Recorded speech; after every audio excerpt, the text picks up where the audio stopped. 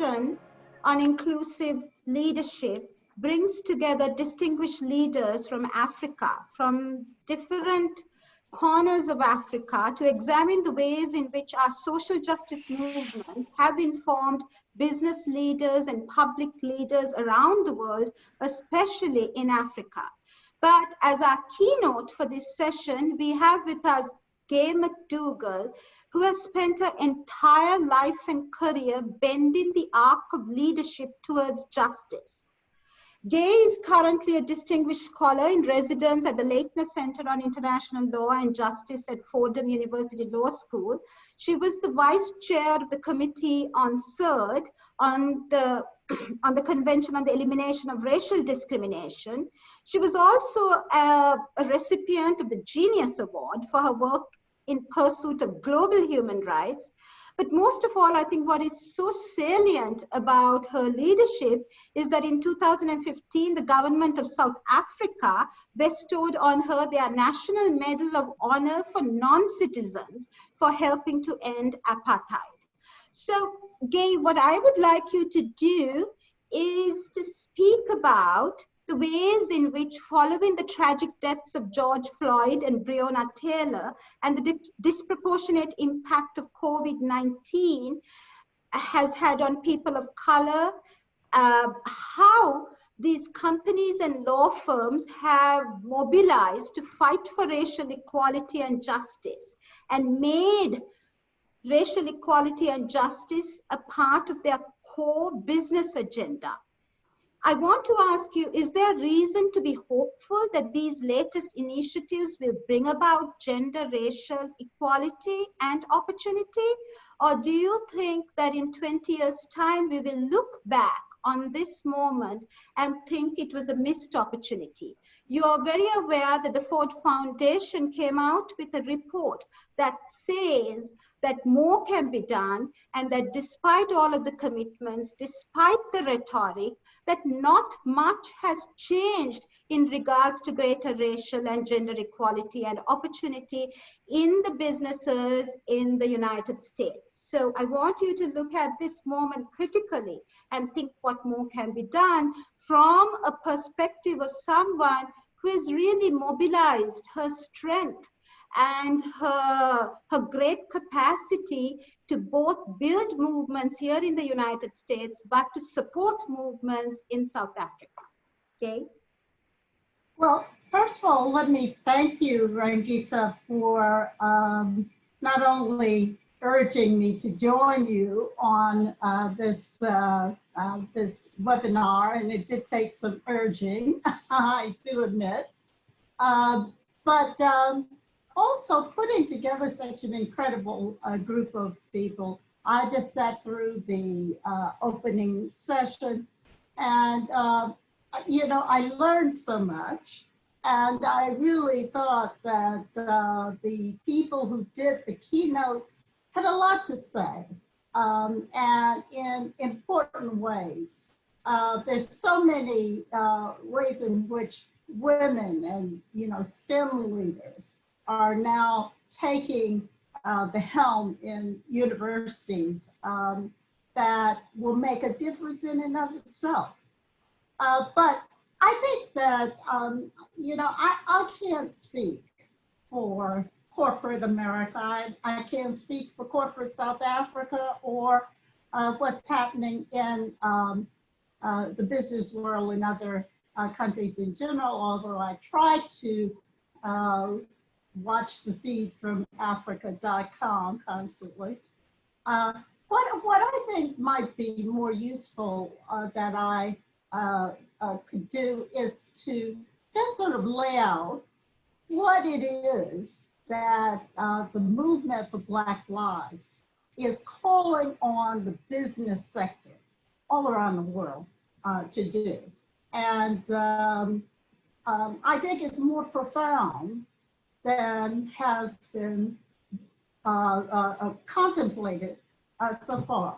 You know, and it's mainly in three areas, three broad areas, I would say. I mean, first of all, it is very important that business leaders support the right to protest peacefully, of course, but then it's important that business leaders understand the complexities of what is called violence in these protests. Understand that if a couple of people commit violent acts, it does not divest the other protesters, the peaceful protesters, from their rights to protest peacefully.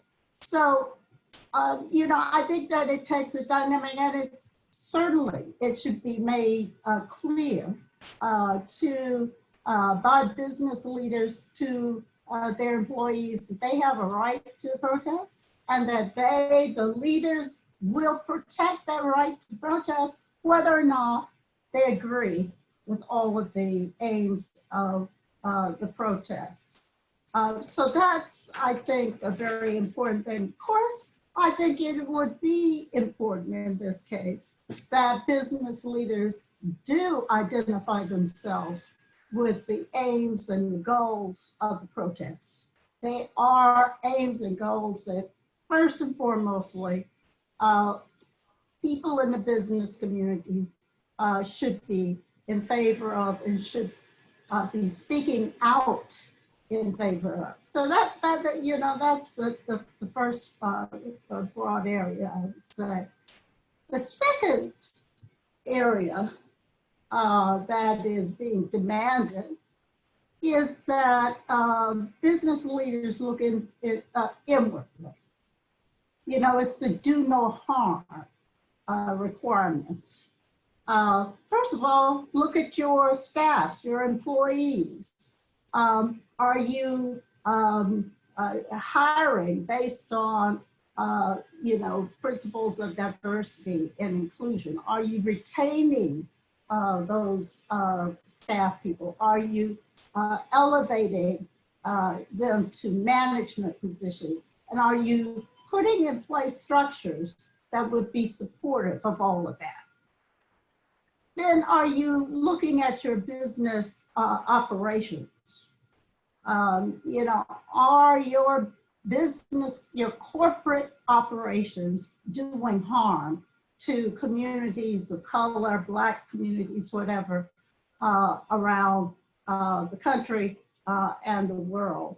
And I could speak specifically about extractive industries, but I think that there is a broad range of corporate activity that just does not meet the standard of do no harm.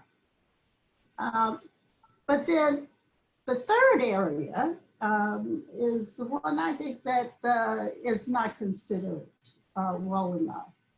And that is this, to use the power that business leaders have in the society at large to help solve the problems that the movement for Black lives is pointing a finger toward. And, if you just think about, let's think about education.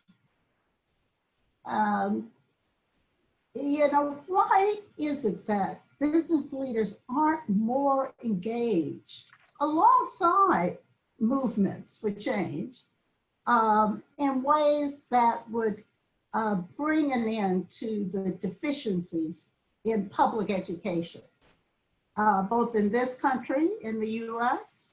It would be a fairly good business decision. Their corporate leadership would not have to shell out $30,000 each year to put their children in private schools, K through 12. But even more so, business leaders should be investing in public goods that benefit the whole society, like free quality education, like healthcare that benefits all in the community. So, yes, you can do as let's say Sephora has done. And to really focus on making sure that their stores are run by people of color, but also that the supply chains that they deal with are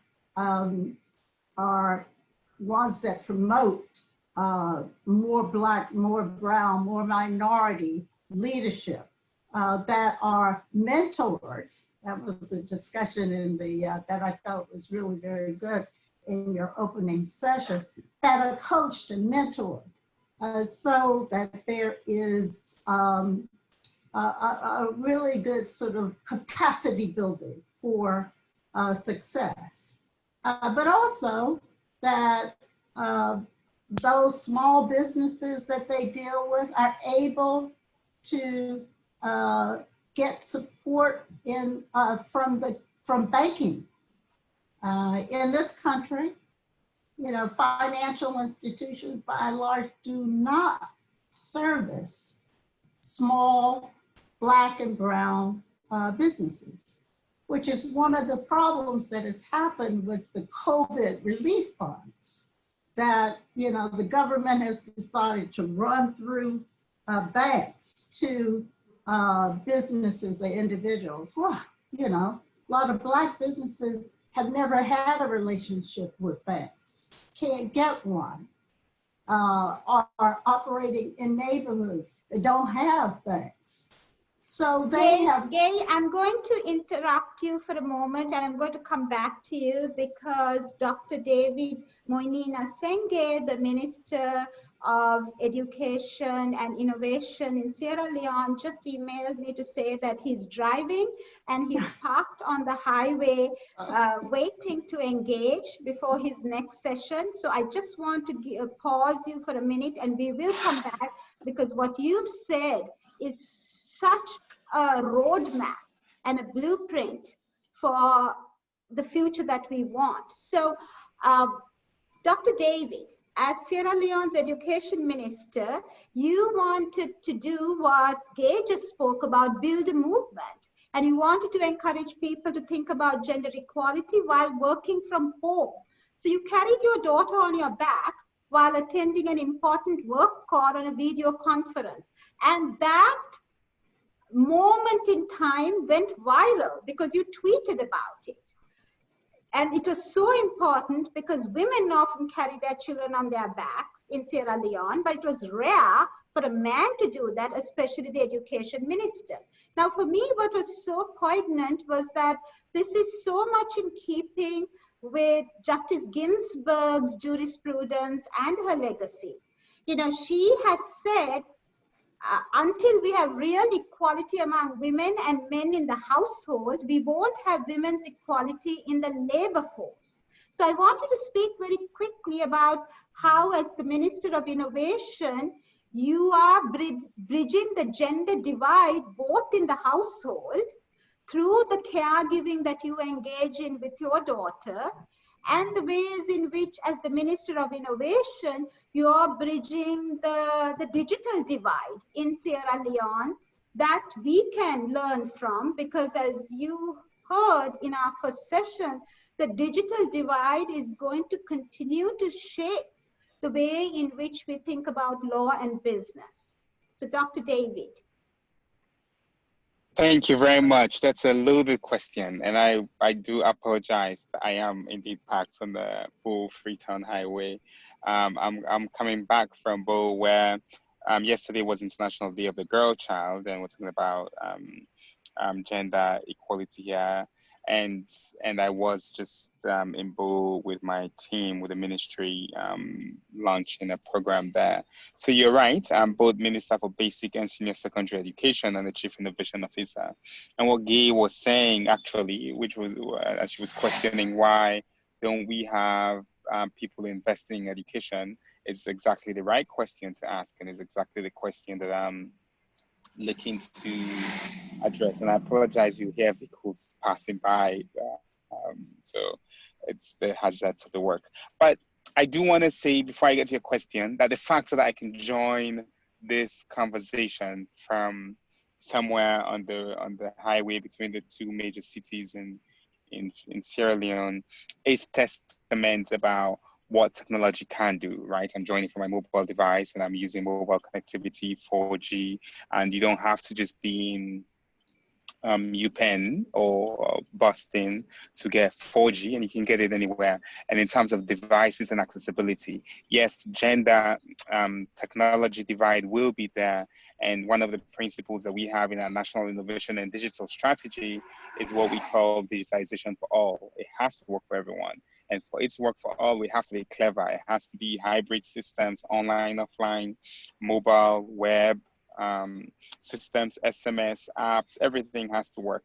But to your question about gender and how, I mean, for me as a leader, as a person, I was just being a father. Firstly, I was being a father, and my wife had work calls, and my wife often is with the baby and with the children. And that day I was working from home, and I had to do. I love being a father, and I love playing that role at home.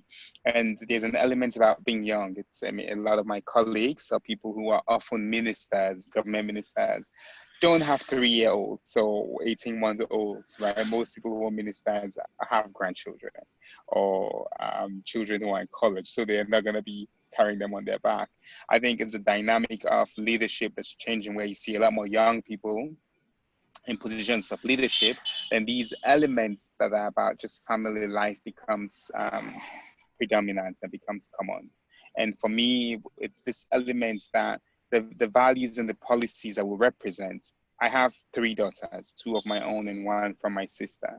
And the values that we represent, I want any one of my 3 daughters. Yesterday, I called my 2 daughters because they're on a holiday with their mom. And I asked them, and I was talking to them about what International Day of the Girl means. And I was talking to them about values and values that they want. The older one is 4. And I was asking her to tell me what values she wants to teach the 15-month-old one. And having conversations about that, which I know are going to be elements that are in the basic education curriculum framework and the civic education framework that I'm working with my team on, are important, because I get to test it at home, get to represent it, get to be in a space today where I was at an all-girls school today, and yesterday I was at a blind school, where the challenges that girls face with disability are worse. The consequences are much broader because they're girls. And you hear that over and over and again. And that's what drives our own principle in Sierra Leone called radical inclusion, which is that we'll stop at nothing until all legislative, all physical, all societal roadblocks are removed, such that everyone, and particularly girls and people with disability, can access the same quality education as any of the richest boys in Sierra Leone. So that is so profoundly important coming from you, Dr. David. You graduated both from Harvard and from MIT with a PhD in engineering. And recently you said our education and learning systems must evolve in response to an inclusion framework to address the most systematically excluded and most marginalized. In Sierra Leone, rising out of the embers of a civil war, really need leaders like you, leaders who embrace inclusion and innovation and see the importance of bridging the digital divide in the way in which Gay just mentioned through our learning and education systems. So with that, I want to take this conversation forward to Saki Macozoma. Saki is a legend in South Africa. You were a political prisoner with Nelson Mandela, and you are now one of South Africa's most prominent businessmen and a leader in civil society and in public life. You're chairman of the International Investment House, Safika Holdings, but you also use the platform of your business for social change. So what I want to ask you is, given that this conversation is on leadership, and at the crux of leadership is the ethos that Madiba, that Nelson Mandela taught us about Ubuntu leadership, about servant leadership. I am because we are, a humanity towards others that Desmond Tutu wrote. Ubuntu is very difficult to render into a Western language, but it speaks to the essence of humanity. A person is a person through other people. So could you talk to us a little bit about what you learned from Nelson Mandela? Because I don't think anyone other than you can share with us the wisdom of the greatest leader of our time, Nelson Mandela, in a way that can propel us forward at this inflection point in history. Saki? Thank you. And hello to everybody on the webinar. I must start by saying that Madiba was correct in saying the concept of Ubuntu is difficult to render into some interpretation in English or other European languages. And I think, though, it's such an important bedrock for humanity. The idea that the emphasis in other cultures on individualism and the triumph of the individual over the collective, and the way in which success in life is measured is very different. And you find this, by the way, in other cultures. You find it in China, you find it in India, you find it in Malaysia, you find it in different forms. The idea that it is important for us to recognize our common humanity, whatever we call, whatever name we give it. Now, to take that concept and put it into the business context, what has happened in South Africa is the fact that post-apartheid, we have legislated a lot of things. And sometimes that's good and bad. And the legislation, which we started with in the constitution to allow to have a constitution that is egalitarian based, but at the same time does not outlaw or impede or hinder the redress issue. And we had to make a political decision at some point as to how much of, there were discussions, for instance, about reparations for the pain that apartheid has caused. And our view was, it's much more important to build a new society and to build a new consciousness of what it means to be a South African, to move away from the idea of race as defining humanity. And of course, that wasn't necessarily a popular position. And I think that if Nelson Mandela was not leading the ANC at that point in time, it would have been very, very difficult for people to accept this idea of reconciliation. But to draw in another leader that I have had the fortune of working with, Archbishop Tutu, the South African Council of Churches, into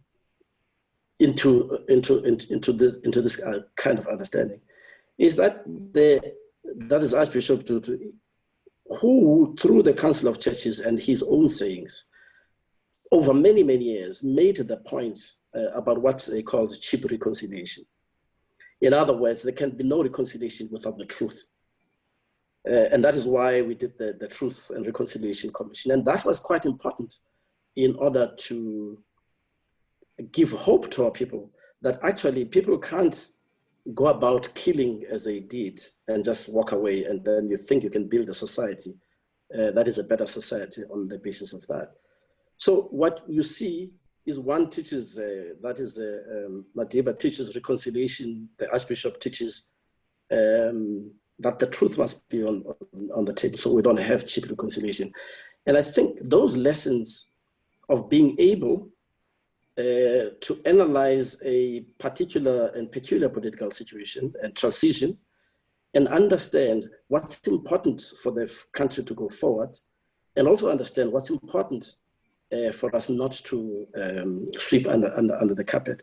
Those were great lessons. But from both of those directions, what was critical was the understanding that we do these things because we want a better culture, a better country.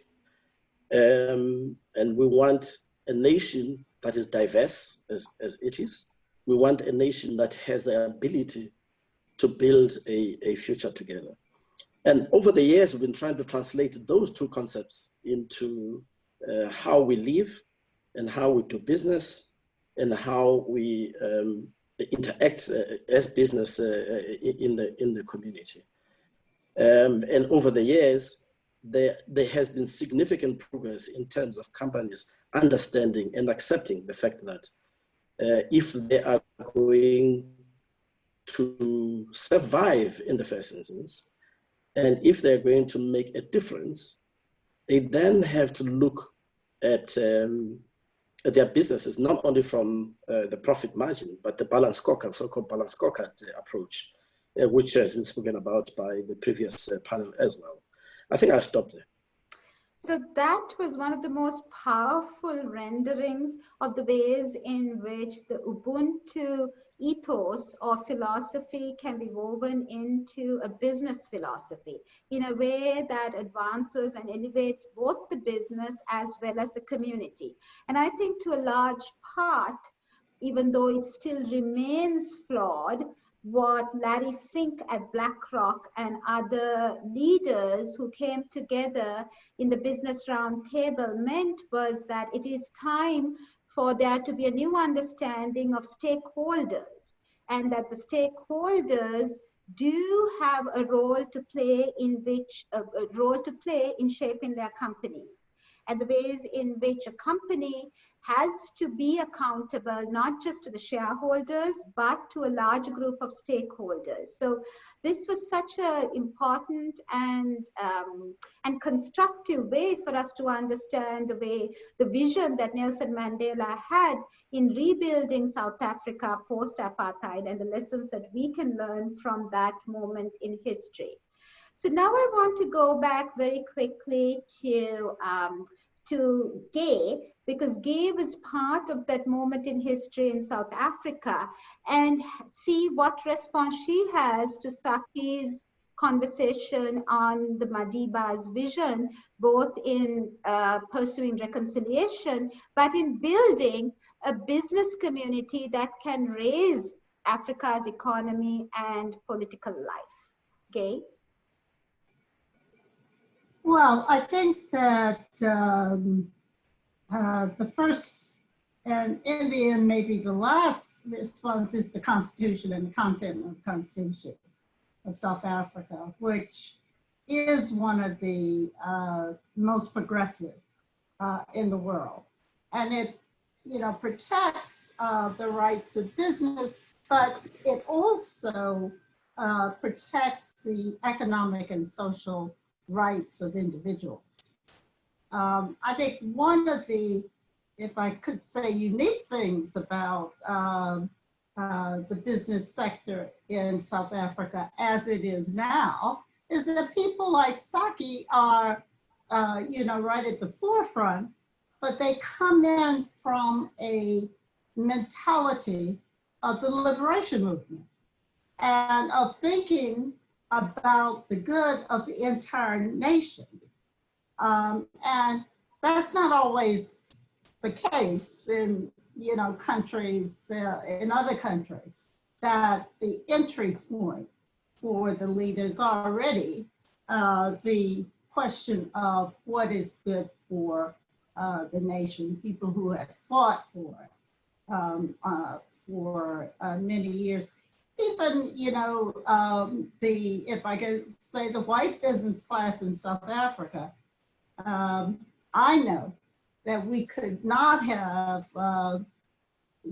successfully pulled off the elections. I was on the Electoral Commission without the commitment of the business community to help us deal with some of the technical problems that we had at the very last moment. So if you have a country that has been through the crucible of a liberation struggle and transformation is the word that is on everybody's mind, and then I think you've got a different system. And I think that what Black Lives Matter movement is trying to do is to replicate in other countries, you know, the sense that this is a moment that we should take as a moment of reckoning. This is a moment that we should seize as a possible liberation moment for our country, for everyone in the country. And everyone should take advantage of it as a time to make structural change that is profound and is irreversible and is transformative. And I learned those 3 principles during my time in South Africa as the liberation movement was negotiating the new constitution with the powers that existed at that time. Very important, you know, and we're demanding it here. We want change that is transformative, that is irreversible. So that is the importance of this conversation, because I wanted to bring those 2 forces together, that moment of transformation post-apartheid, and now what we are facing here in the US through the Black Lives Matter movement. And you call it, I love the way you frame it, as our liberation moment.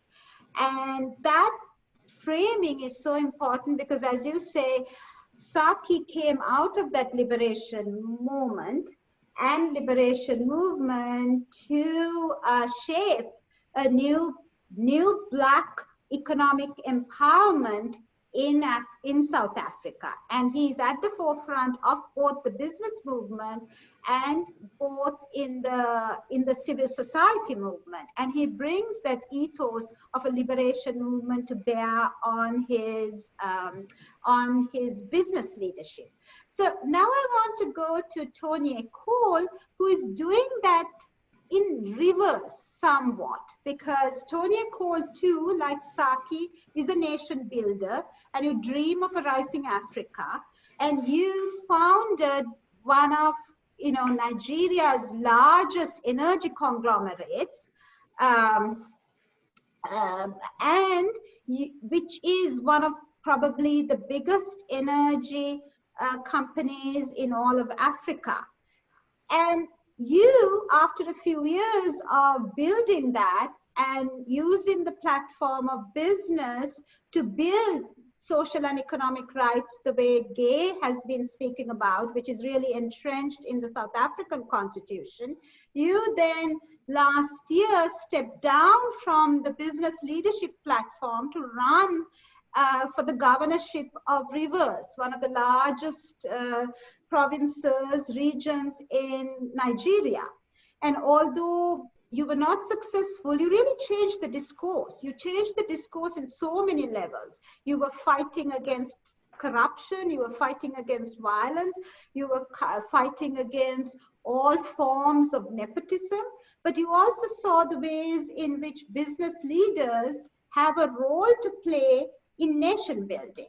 So, Tonye, can you speak about the ways in which you continue to shape the future of Nigeria as one of the biggest allies for women leaders? In my own life, you have been an ally to everything that I do, but more so at a very fundamental level, you continue to be one of the greatest allies to women in Nigeria and other parts of Africa. Oh, thank you, Ranjita, and thank you so much for putting this together.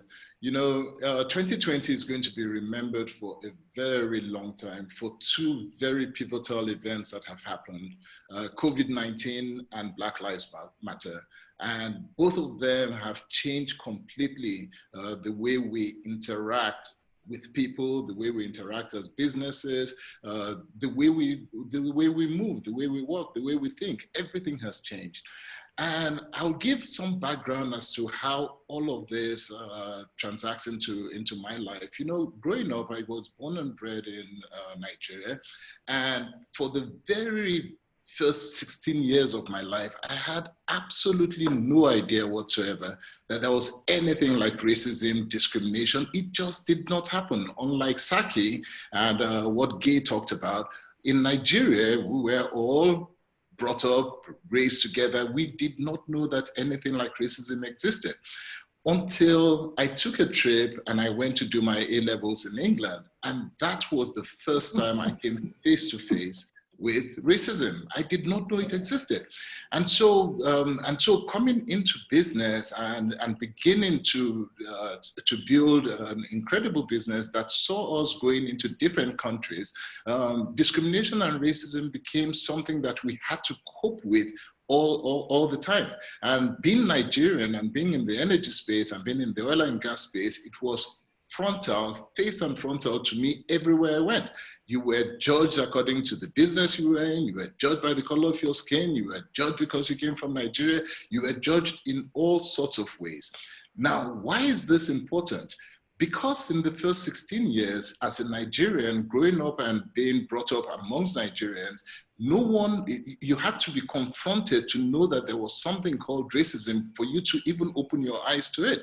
And discrimination with women did not exist as men growing up, because most men don't even know that there is discrimination against women unless they're confronted by it.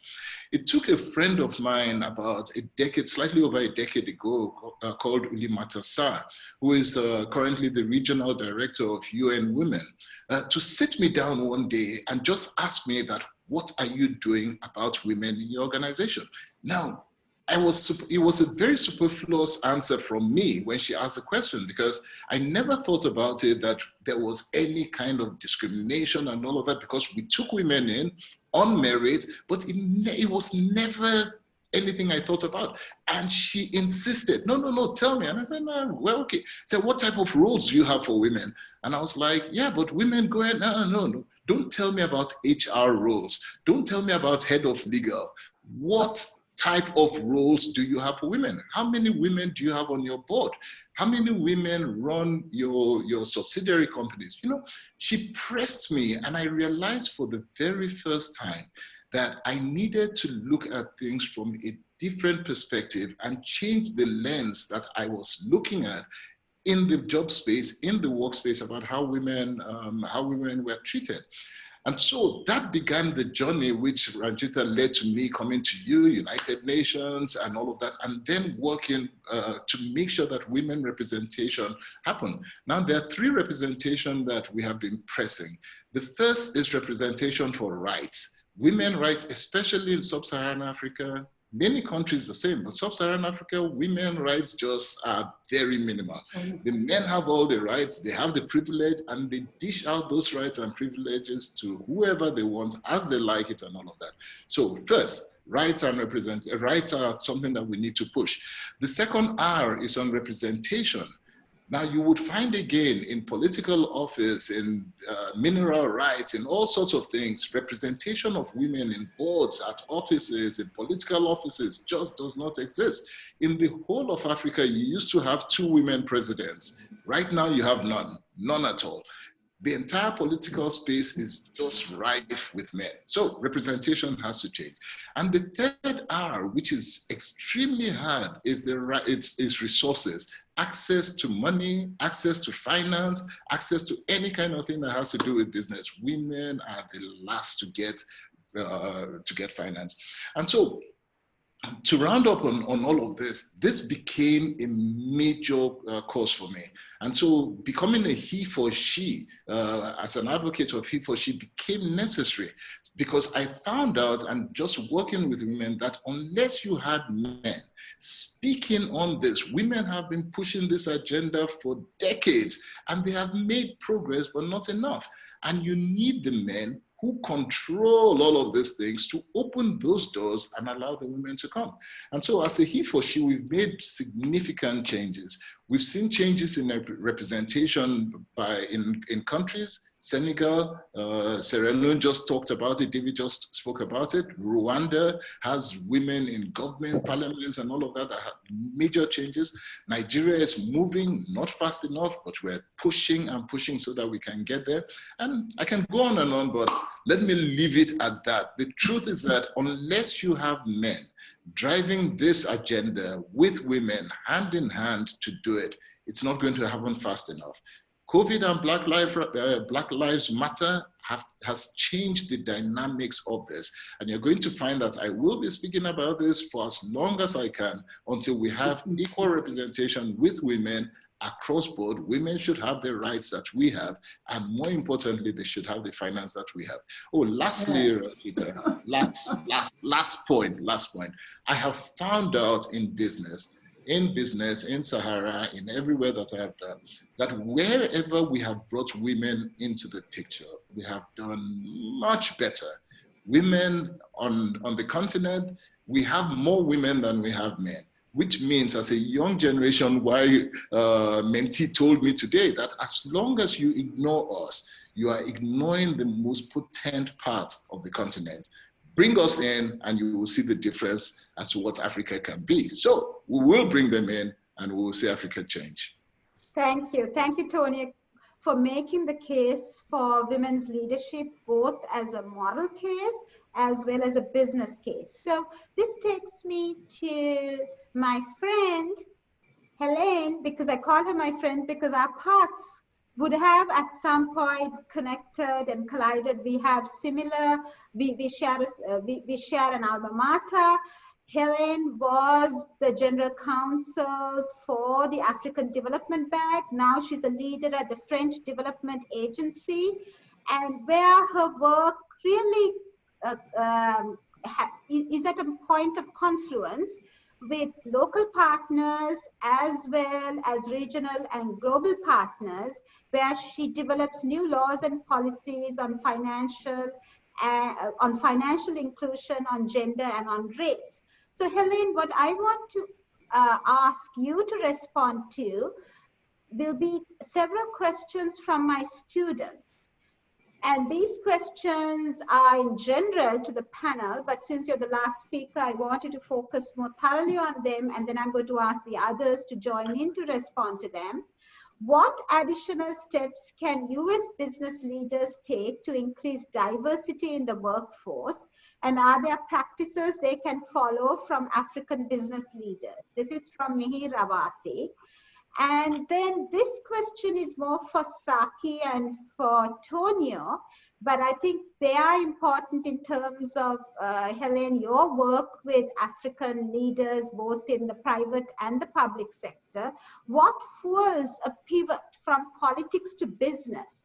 And I want to kind of make that more complicated and say, what fuels a pivot from business to politics? So it sometimes happens both ways, politics to business, in the case of Saki, in the case of Tonye, from business to politics. And then finally, for all three of you, because I know David has left us, but for the others, how have your identity and upbringing shaped your success in terms of your leadership roles? So Helene, you have the weight of all of these questions. You have the weight of coming in last after all of our leaders from Africa have spoken, to kind of conceptualize what has been said through your own journey as a leader in the African region. Thank you very much, Ranjita, and thank you for having me. I'm very honored and humbled to be here and to be speaking after all these distinguished guests. I am not sure that I will be able to answer to all the questions you put forward, but I'm gonna try nevertheless. What can I say? I think the previous speaker, Tonye, was talking about, was saying that 2020 was going to be remembered for two things, COVID and Black Lives Matter. And I agree. I think what is the paradox of COVID is that COVID has no color, COVID has no age, COVID has no gender. And at the end of the day, COVID will impact more certain peoples than others. And of course, saying that, you all are with me, and you will see that I will, of course, say that probably a woman, an older woman, somewhere in rural Africa will probably be more impacted than, let's say, a young man in the city of a certain color. Let me put it that way. So yes, absolutely. There are things to be done. And I think when we're talking about inclusion and when we're talking about diversity, yes, definitely color, but not only, age, especially in Africa. I mean, Africa is a continent where 70% of the population is under 30. We hardly see them. Tonye was talking about heads of states. I mean, what age are they? I am not going to dwell on that, but again, we all can see the huge gap between the majority of the population and those in charge. And when we're talking about leadership, leadership is not power. And we really need to keep this in mind. And when we see today people in positions of power, we're not necessarily talking about people in position of leadership. Leadership is something different. And when we're saying that, this is where all the stakeholders should kick in. And all the stakeholders are, yes, gender diversity, yes, age diversity, yes, regional diversity. And by the way, this can be done. And drawing back the businesses, and of course, businesses, states, but also the planet, the earth. Climate change, again, will affect more women, you know, in rural areas than others. So we need to fight for the people. We need to fight for the planet. We need to fight for having stronger institutions. And when we're bringing all these stakeholders together, we're working at different levels. We're working on public policies, but we're also working at local level.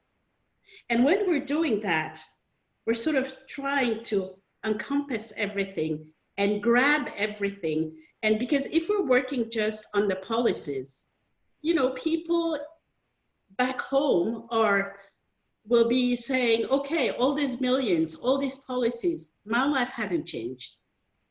When we're working at the local level, yes, life is changing. But if we don't anchor it in the long term, in the structural changes, it's not going to be moving forward. So these two approaches need to work together, need to be together in order for change to occur. And that's what we need to do. The last thing maybe I want to say is that this is doable and this is feasible. I don't know if you've heard about, and this is related to one of the questions of your students, to the shadow board of directors. Certain companies in, you know, several companies actually, but I'm thinking about a particular luxury company, a brand internationally known that probably maybe some of your students are wearing, extremely expensive. And this company has set up a shadow cabinet where everybody is under 30 years old. Because of course, the original board of director is only white, male, you know, 50 plus. Since they've done that, their benefits have increased by 130%. So it is feasible to be inclusive.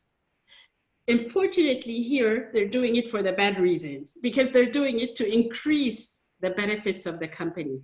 But why I'm taking this example is just to say that if we're being inclusive, if we're bringing people from different backgrounds, different genders, different ages, etc., obviously we're getting better results. And if we're doing it in order to change the society, to have this paradigm shift, because we're all aware that today it is a health crisis, but the health crisis only amplify some issues that were pre-existing. It is a social crisis and it is an economic crisis. And if we take everything in order to change the paradigm and to try to do it differently, hopefully we will make it happen. But everybody is saying that the society is going to be different tomorrow. It may be different or not. And I mean, it's for us to make it happen. Thank you.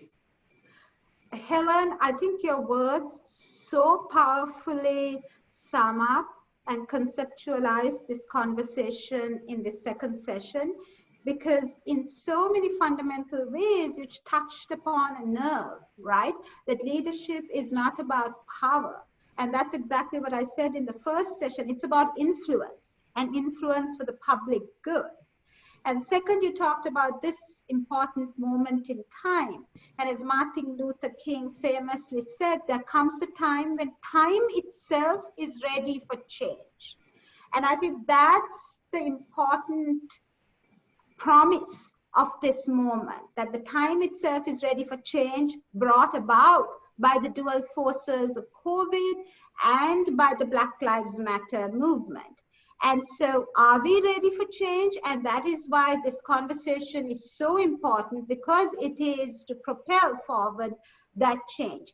So I'm going to ask Saki and Tonye and Gay to respond very quickly to the questions from my students. Now, you, Helene, spoke about the importance of, and I think this is something that is so novel that needs to be put into practice here in the United States, lessons learned from across the world.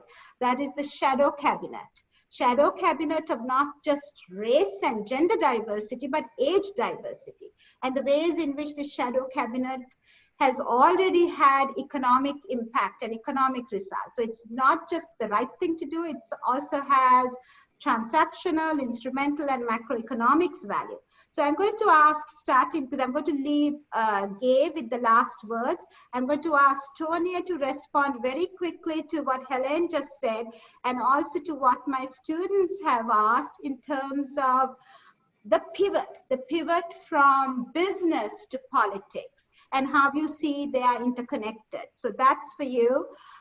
For Saki, it is the connection of the ways in which you moved from politics. You spent several years with Madiba in prison. You learned at his feet, and you came back to serve Madiba, but also to build the economic infrastructure of South Africa. And then finally, to Gay, the ways in which your identity as one of the pioneers in civil rights here in the US, as one of the first to desegregate schools in the South. Your historiography is for the ages, Gay, and how your identity as a Black woman shaped your activism both here in the US and around the world. So Tonye, you go first. Awesome. Okay, so Helen, thank you very, very much. And that was awesome. And I'll just pick one point that you said, which basically is that position is not leadership. And that has been the bane of Africa. And so what has happened is that the entire young generation that should be in leadership for most of their lifetime have looked at business leaders now as those who they will believe in, and they don't want to have anything whatsoever to do with politics. Unfortunately, the politicians and politics make all the policies, all the rules, everything that govern their lives. So now we have to create a bridge. So for me, what my role is essentially, and why politics has become important, is to be that bridge, the arrowhead that brings that generation that doesn't want anything to do with politics into politics. Because without them coming into politics, then all the policies, all the rules, everything that we need to see change will not change. And so that's exactly what this is about. We have gotten into that space where that divide between those who lead today in political office are 70 and above, 80 years old, some even 90 years old. And those who should today be making the decisions on economy, on life, on politics, on entertainment, on everything are in their 30s and all. Big divide. Who is going to bridge the gap? So some of us have decided to step in and be that bridge that takes power and leadership from one and gives it to the other. So that's why we're here. Great. And Saki, next you.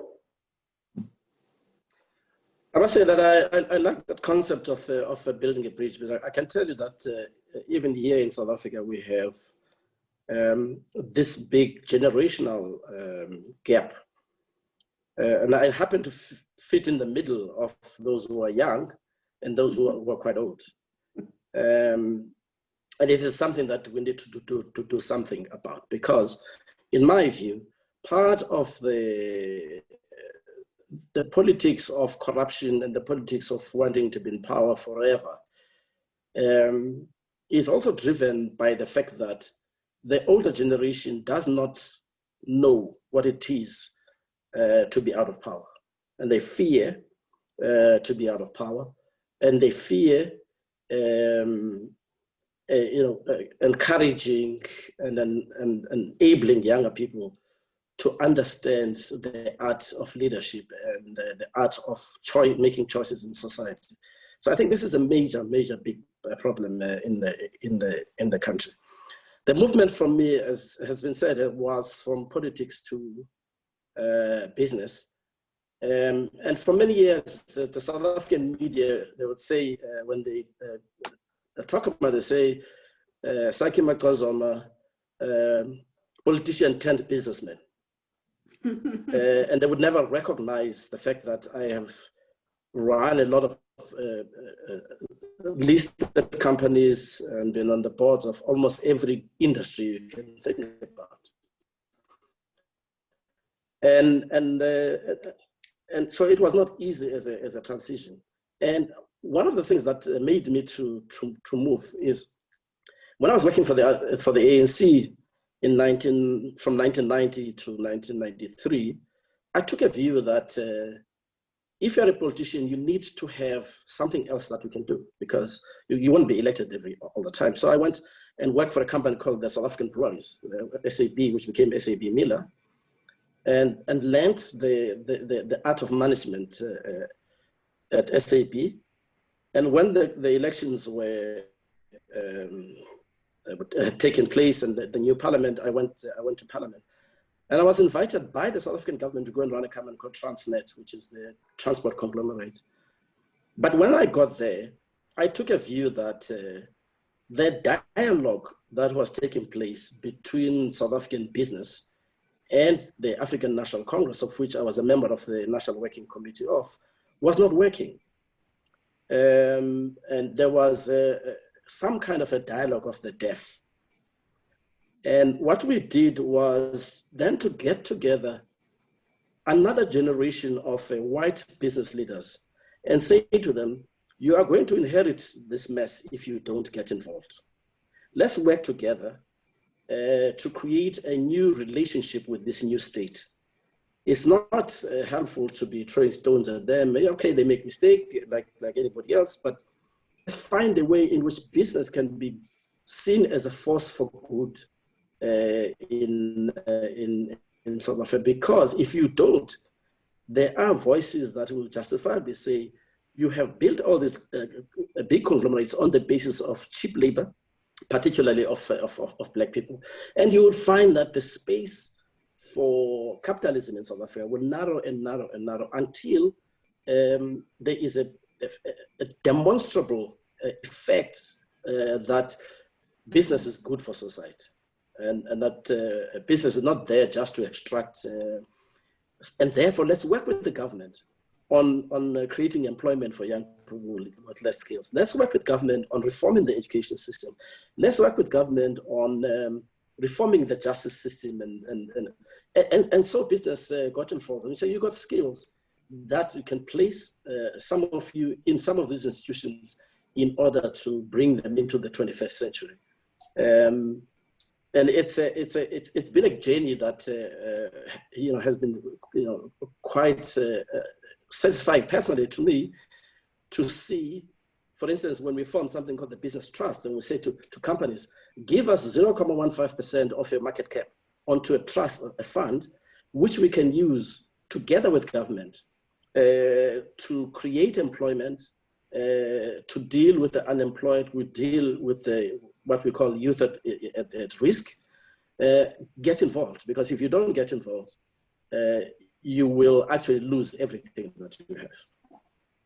So these are lessons that can inform American businesses. And more, as we spoke earlier, there is the rise of the CEO activist leader who is saying that his or her corporation can play a role in social change. Whether it's Mark Benioff at Salesforce, who has committed 1% of his profits, 1% of his labor force in voluntary activities, 1% of his own time in addressing issues of social change, that business leaders have a role to play, whether it is addressing issues of transgender or race or homelessness in Silicon Valley. So we are going to be speaking more about those issues with the different businesses and business leaders who will be coming together in the next 3 days. But I want to end with Gay, because Gay, I want you to understand how your own life story is a study in leadership. And for my students and for other leadership scholars, your life is the prism through which they look at the life of leadership of a woman of color in changing systemic racism so deeply grooved in the fabric of our nation's history. And that a woman like you has played a role here in the United States and globally, because rarely do we see the way in which the work that is done in the US has such a positive impact globally. And by that, I mean positive, because you have really created those bridges and used your experiences to be transformative here in the US and around the world. So can you very quickly give us an understanding of your story, starting from the time you desegregated your school? Well, first of all, let me thank you, Rangita, for those really kind words and about my life story. But I can only say, I was born and I grew up in the Jim Crow South. And it's hard to have done that without knowing deeply what a society loses when it loses the contribution of a human life, a human mind, values, empathy. All of those. Now, so I have made it out. I had good and committed parents. Not everybody does. And so I am troubled constantly by the thought of all those I left behind. I'm not representative of anything. I am one of a very few who have been able to make it through the tiny hole in the needle that, we have stretched apart. So my story does not represent social change. And this is the point that the movement for Black Lives Matter is saying to the world. We're out and we're going to use our voices to say, look at all those that are left behind. And for everyone that is left behind, there's a genius there. There's an innovator there. There's an entrepreneur there that will change the course of the entire world. So, at this point, the lesson from COVID is that not that COVID doesn't have a color, it does. Not that COVID doesn't have an age, it does. It's, all you have to do is look at the statistics of who gets killed by COVID. the lesson is that, you know, the world is very small and we can all be harmed by something that we can't even see, you know? It's a tiny world now. We need all of us to change the circumstances that could kill all of us. So on that note, we need all of us to change the circumstances where we are. And we need to raise our voices to change the world. I want to thank our distinguished speakers who have come together from different parts of Africa. And Gay, you for being the bridge that connects the United States with Africa. Because most often we forget that our histories and our future remains linked. So thank you to all of you. We've started, I think, one of the most important and pivotal conversations on advancing inclusive leadership with these voices that help to make that change that we want to see. Thank you very much and be safe. Thank you. Thank you. Thank you, Ranjita.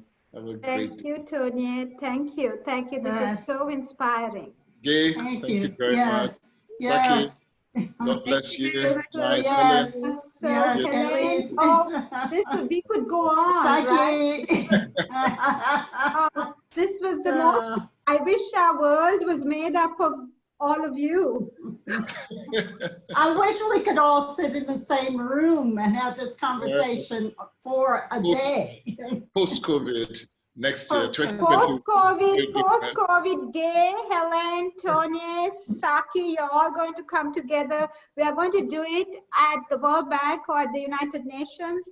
And this is going to be a time of reckoning. We are going to look back on 2020 and see what changed. It's a deal. Yeah, so Thank you we are very doing much. another conversation. I am doing another conversation with UNITA. I will send you the invitation soon. Okay. Thank you very much. Thank you. Thank you to all of you. Thank you. Thank you.